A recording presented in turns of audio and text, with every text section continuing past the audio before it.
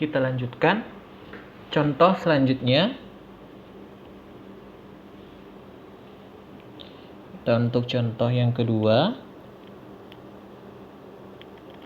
adalah tentukan nilai hambatan per satuan panjang.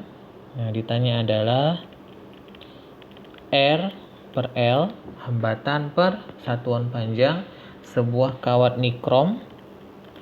Itu untuk kawat, nama kawatnya adalah kawat nikrom, jenis logamnya namanya nikrom, yang memiliki radius nikrom sama dengan 0,321 mm. Ini yang pertama.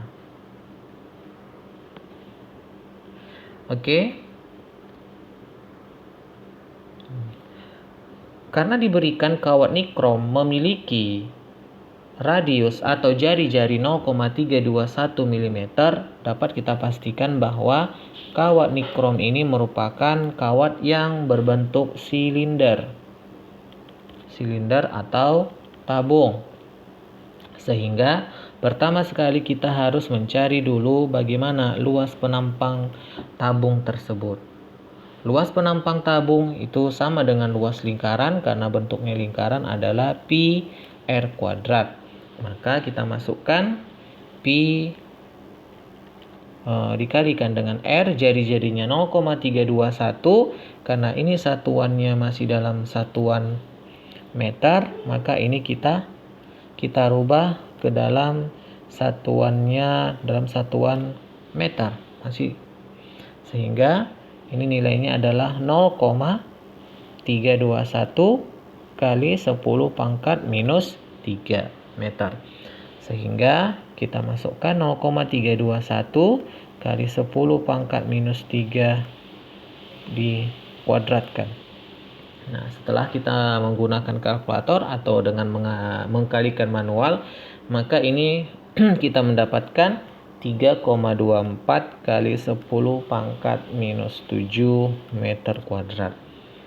Nah, yang ditanya adalah hambatan per satuan panjang. Sehingga dari definisi persamaan hambatan pada kawat penghantar itu R sama dengan rho L dibagi dengan A. Kita pindahkan L ke kiri. Ini L-nya kita pindahkan ke kiri sehingga persamaannya bisa kita dapatkan menjadi R per L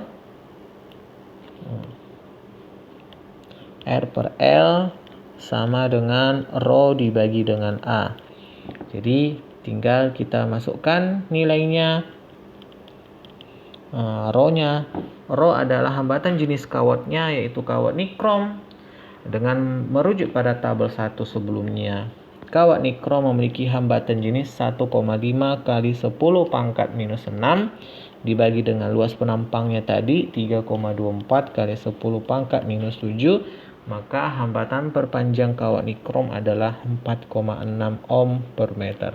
Artinya bahwa tiap 1 meter kawat nikrom memiliki hambatan sebesar 46 ohm.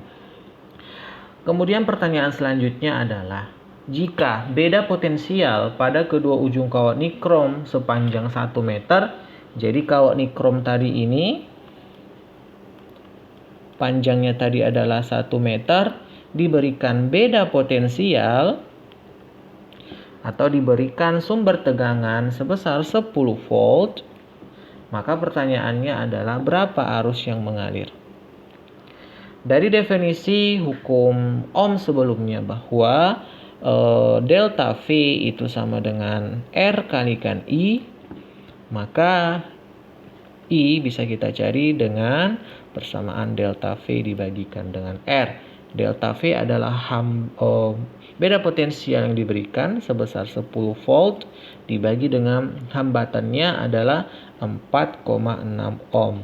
Karena kawat tersebut memiliki kawat panjang 1 meter, artinya 1 meter kawat memiliki hambatan sebesar 4,6 ohm.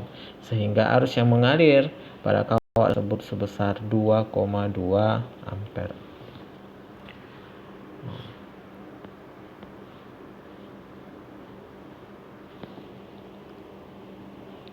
Mari kita lanjutkan. Nah, tadi kita sudah melihat bahwa besar hambatan jenis kawat itu tetap pada suhu yang diberikan pada tabel tersebut adalah suhu 20 derajat Celcius. Jadi itu suhu standar yang diberikan pada tabel. Bagaimana kalau suhu keadaan atau suhu ruang di mana kawat tersebut tidak sama dengan 20 derajat Celcius? Apakah hambatan jenisnya berubah atau tetap? Nah, ternyata hambatan jenis kawat tersebut adalah berubah, di mana berubahnya suhu. Kenapa? Kalau kita lihat bahwa hambatan jenis ini adalah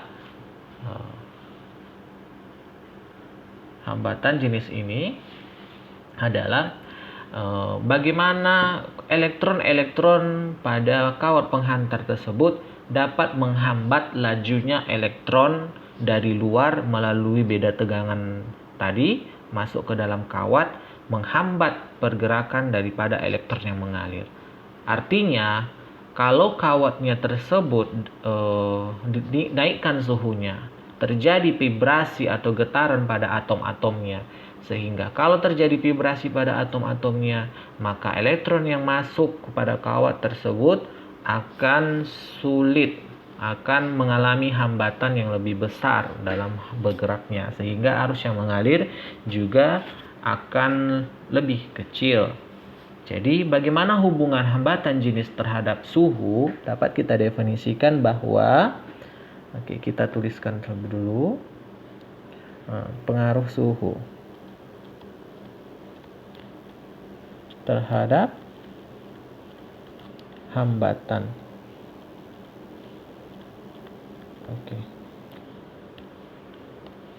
Sehingga Rho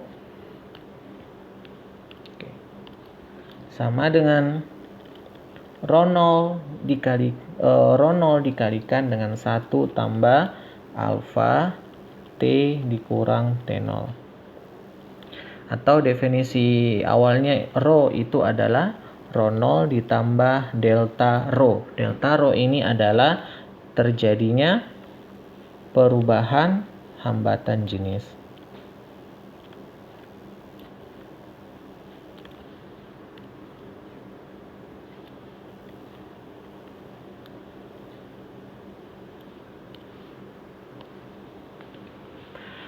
Dan Rho adalah hambatan jenis atau resistivitas atau hambatan jenis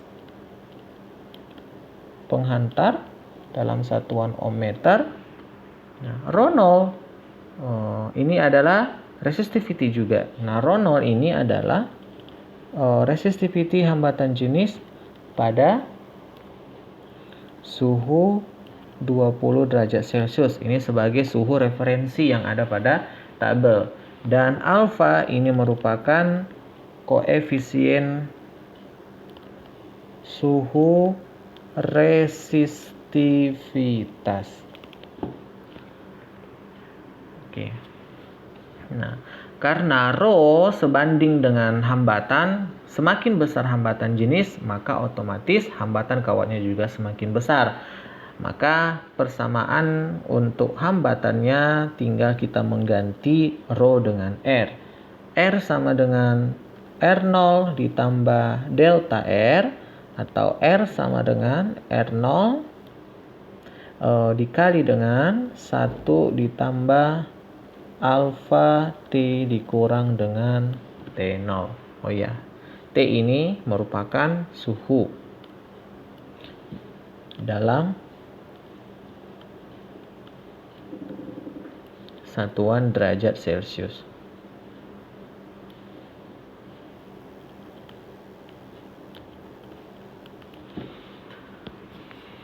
Contoh. Kita ambil contoh. Misalkan ada sebuah termometer. Nah, kita tahu ini sebuah termometer. Termometer hambatan. Nah, ini namanya termometer hambatan, dapat mengukur suhu akibat perubahan hambatan dari sebuah konduktor. Termometer ini dibuat dari plat platinum. Jadi ini terbuat dari platinum. Platnya plat platinum dengan hambatan R sama dengan 50 ohm pada suhu T sama dengan 20 derajat Celcius. Ini jadi kita katakan suhunya adalah suhu awal. Ketika dicelupkan ke sebuah wadah yang berisi indium yang sedang meleleh, jadi ini termometernya dicelup ke suatu wadah. Wadah tersebut berisi cairan indium.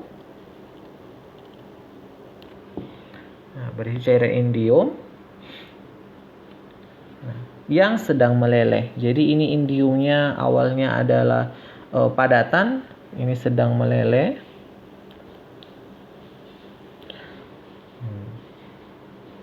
Ternyata hambatan platinumnya meningkat menjadi 76,8. Jadi ini pada suhu 20, T0 hambatannya R0 adalah 50. Kemudian suhunya belum tahu kita suhu berapa ini, indiumnya meleleh. Ternyata hambatan kawat platina ini sebesar 76,8 ohm. Pertanyaannya, berapakah suhu indium sedang meleleh atau suhu leleh dari indium tersebut? Nah, mari kita lihat persamaan sebelumnya, bahwa R sama dengan R0 ditambah delta R. Ini adalah perubahan hambatannya, di mana perubahan hambatan itu sama dengan R0 dikali alfa kalikan delta T. Kita masukkan, substitusikan ke sini, berarti R-nya 76,8 sama dengan R0 suhu pada T0 yaitu 50 ohm ditambah 50 kali alfa. Alfa di sini adalah koefisien suhu untuk kawat platinum. Maka berdasarkan tabel kita dapatkan bahwa alfanya sebesar 3,92 kali 10 pangkat minus 3 per derajat Celcius. Kemudian kita kalikan dengan perubahan suhu, yaitu suhu T yang kita belum tahu dikurang dengan suhu awalnya yaitu 20 derajat Celcius. Oke, kita pindahkan 76,8 dikurang 50. Ini adalah 26,8 sama dengan 50 dikali 3,92. Nolnya ini bisa habis. 1 tinggal ini jadi minus 2. 3,92 dikali 5. Ini 5 kali 2 10. 9 kali 5, 45, 46, 15 ditambah 4, 19,60 kali 10 pangkat minus 2, T dikurang 20 derajat Celcius. Maka T dikurang 20 derajat Celcius sama dengan 26,8 dibagi 19,6 kali 10 pangkat minus 2. Hasilnya ini adalah 137 derajat Celcius. Maka T sama dengan 137 derajat Celcius ditambah 20 derajat Celcius sama dengan 157 derajat Celcius. Jadi suhu indium meleleh atau suhu leleh indium adalah pada suhu 157 derajat Celcius. Kita lanjutkan pada topik kita yang selanjutnya adalah daya listrik.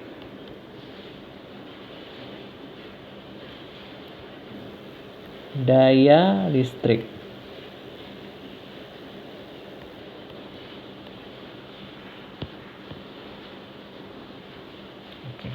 Jika sebuah baterai digunakan untuk membangkitkan arus listrik, Nah, jadi misalkan ini ada sebuah baterai, ini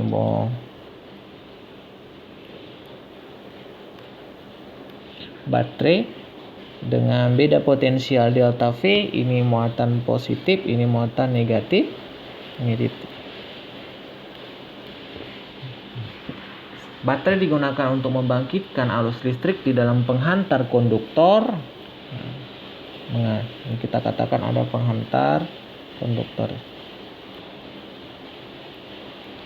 Ini adalah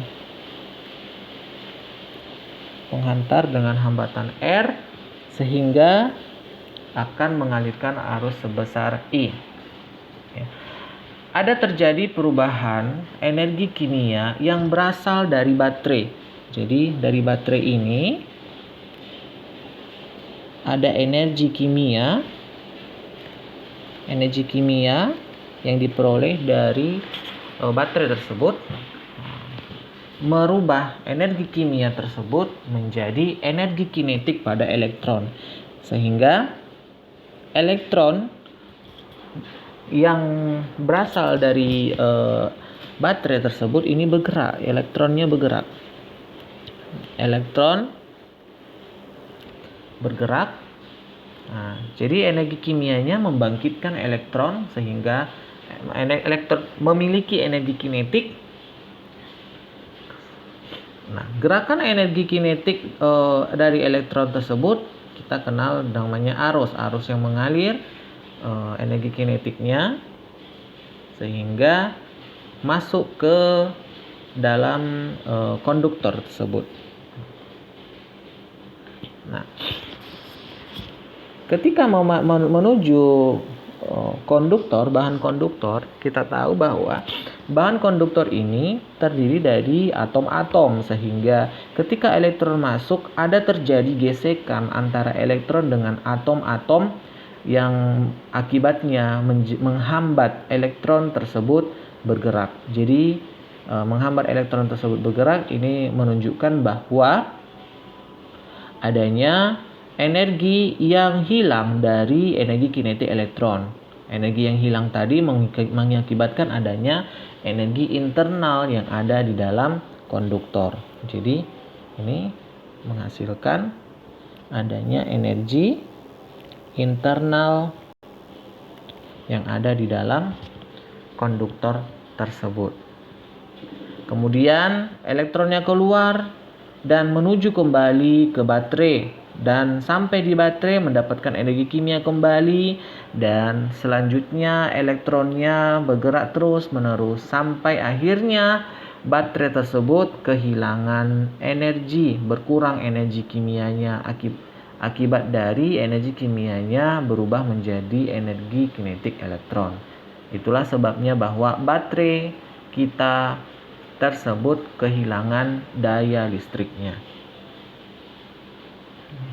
Mari kita anggap energi potensial sistem yang hilang karena muatan Q. Muatan Q tadi, elektron tadi melalui resistor.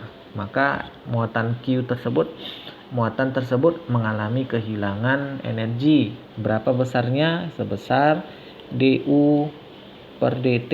Ini adalah kehilangan energinya, sama dengan d per dt dari U. U adalah energi potensialnya. U ini adalah energi potensial dari elektron. Nah, sebesar Q kalikan delta V. Besar muatan dikalikan beda potensial baterai. Sehingga kita masukkan ke sini. Oke. Jika delta V beda potensialnya adalah konstan, dalam hal ini konstan pada sumber DC, maka dapat dikatakan dU per dt adalah terjadi perubahan dQ per dt dikalikan dengan delta V, di mana dQ per dt sebelumnya kita sudah pelajari bahwa ini adalah arus. Jadi dU per dt ini sama dengan arus dikali dengan delta V. Di mana dU per dt ini kita kenal yang namanya adalah P. Apa itu P? P itu adalah daya listrik. dalam satuan watt.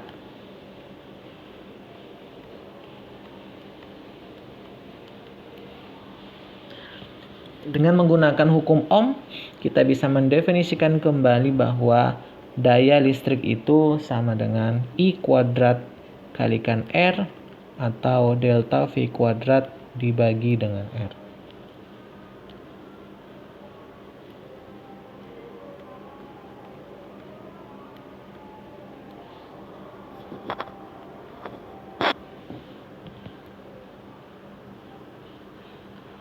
Kuis.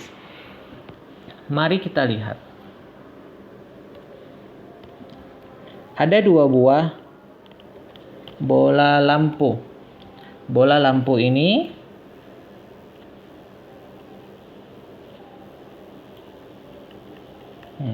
kita katakan adalah bola lampu A dan bola lampu B. Pada bola lampu ini tertuliskan daya lampunya adalah 30 watt dan 60 watt.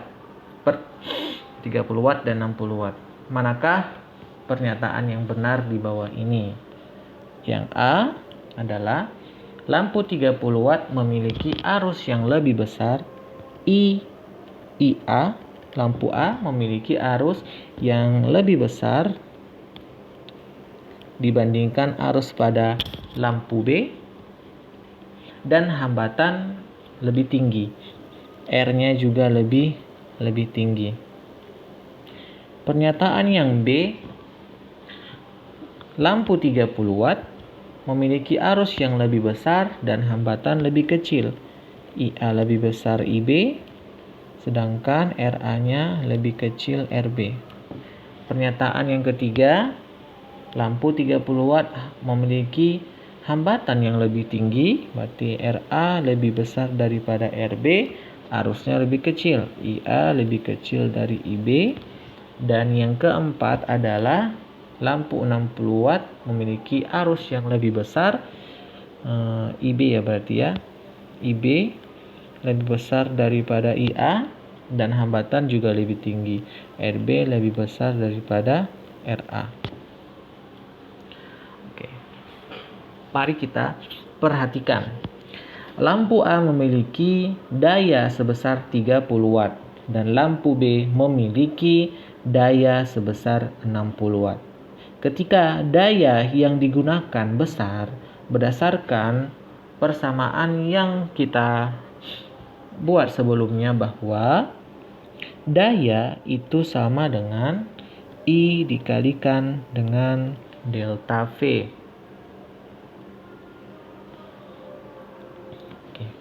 Artinya bahwa daya memiliki nilai sebanding dengan besarnya arus yang mengalir. Dengan syarat, ada syaratnya bahwa syaratnya delta V-nya sama. Delta V-nya sama. Ketika delta V atau sumber tegangan lampu A dan lampu B diberikan sumber tegangan yang sama, maka dapat kita tuliskan bahwa daya lampu tersebut sebanding dengan arusnya. Jika dayanya besar, maka arusnya juga yang mengalir besar. Sehingga dapat dikatakan bahwa arus A lebih kecil dibandingkan arus B. Arus yang mengalir pada lampu A lebih kecil dibandingkan arus yang mengalir pada lampu B. Kenapa? Karena lampu A memiliki daya yang lebih kecil, yaitu 30 watt, dibandingkan lampu B sebesar 60 watt. Bagaimana dengan hambatannya? Nah, kita perhatikan bahwa dari hukum Ohm menunjukkan bahwa delta V itu sama dengan I dikalikan dengan R. Ketika delta V-nya sama, maka I dengan R ini adalah berbanding terbalik. Ya. Ketika arusnya besar, otomatis hambatannya kecil. Ketika arusnya kecil, otomatis hambatan yang dilaluinya adalah besar. Karena arus pada A lebih kecil dibandingkan arus pada B, maka hambatan yang dilewati pada lampu A ini lebih besar daripada hambatan yang dilewati oleh lampu B. Sehingga jawaban yang benar pada pernyataan ini adalah jawaban yang C.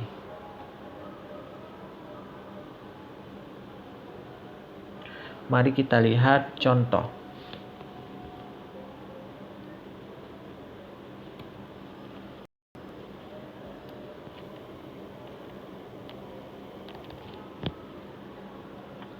Sebuah pemanas listrik dibuat dengan menghubungkan beda potensial. Ada beda potensial, ada baterai atau beda potensial dengan V sama dengan 120 volt ke ujung kawat-kawat nikrom. Ini ada kawat nikrom. Ujung kawat nikrom dengan hambatan total R sama dengan 8 ohm. Pertanyaannya adalah tentukan arus yang mengalir pada kawat tersebut serta daya. Nah, ini soal yang sangat mudah. Mari kita jawab. Berdasarkan hukum Ohm, I itu sama dengan delta V dibagi R. Nah, beda potensial kawatnya adalah 120 volt. Dibagi hambatan kawatnya ada 8, maka 120 dibagi 8 sama dengan 15 ampere. Kemudian bagaimana dengan dayanya? Dari hukum Ohm, daya bisa kita tulis dengan bersamaan I kuadrat R, maka I-nya tadi 15 kuadrat dikalikan hambatannya 8, maka ini nilainya adalah 1,8 kali 10 pangkat 3 watt atau 1,8 kilowatt. Boleh juga daya dengan menggunakan persamaan delta V dikalikan dengan I. Nah, delta V-nya tadi 120 kalikan dengan 15 ampere, maka 120 dikali itu adalah 1800 watt, atau kita tuliskan 1,8 kilowatt. Jadi nilainya sama. Kemudian contoh selanjutnya, ini contoh yang kedua, kita buat contohnya.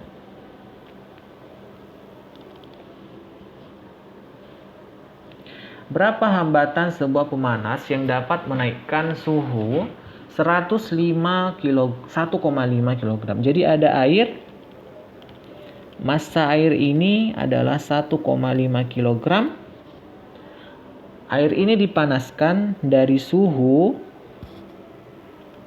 10 derajat Celcius menjadi 50 derajat Celcius.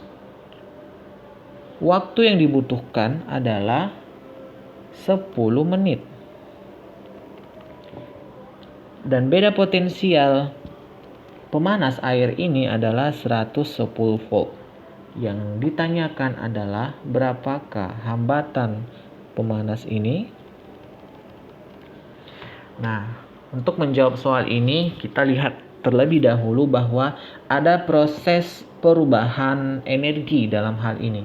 Yaitu energi apa? Ada proses energi listrik yang berasal dari kawat penghantar dirubah menjadi energi kalor. Karena energi kalor ini energi panas yang mengakibatkan air tersebut dapat mendidih atau dapat naik suhunya. Nah, dalam soal ini tidak diberikan apakah ada energi yang hilang dalam kasus ini. Nah, dalam kenyataannya bahwa ketika energi listrik yang diberikan dalam proses pemanasan, ada energi yang hilang sebenarnya, akan tetapi energi yang hilang di sini diabaikan. Contoh energi yang hilang, tidak semua energi listrik itu dirubah menjadi energi kalor. Bisa berubah menjadi energi bunyi karena ada proses terjadinya getaran pada atom-atomnya mengakibatkan bunyi. Jadi ada energi bunyi, kemudian ada energi kalor untuk memanaskan air, kemudian kalornya juga memanaskan wadah. Nah, tapi dalam hal ini tidak diberikan pernyataan-pernyataan tersebut dapat dipastikan bahwa energi listrik yang berasal dari kawat penghantar diambil seluruhnya oleh air untuk menaikkan suhunya. Nah, energi listrik kita definisikan adalah W dan energi kalor adalah Q. Kita masukkan bahwa energi itu adalah besarnya daya dikalikan waktu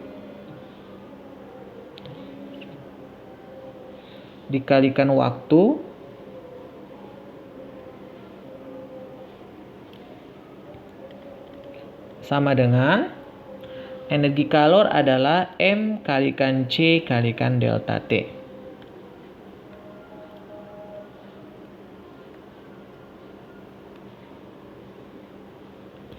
Oke, kita masukkan.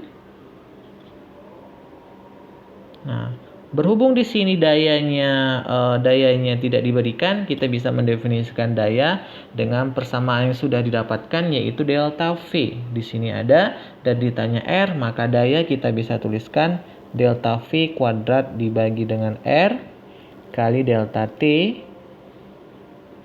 sama dengan M kali C kali delta T suhu. Sehingga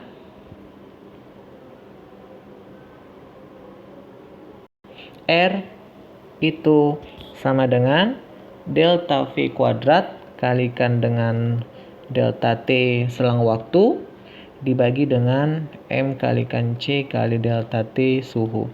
Kita masukkan delta V adalah 110 volt kuadrat, selang waktunya 10 menit ini kita rubah ke dalam detik dikalikan 60 berarti adalah 600 sekon dikalikan 600 dibagi dengan massa airnya adalah 1,5 kg. Nah, kemudian C di sini adalah kalor jenis. Menjadi catatan, C adalah kalor jenis air.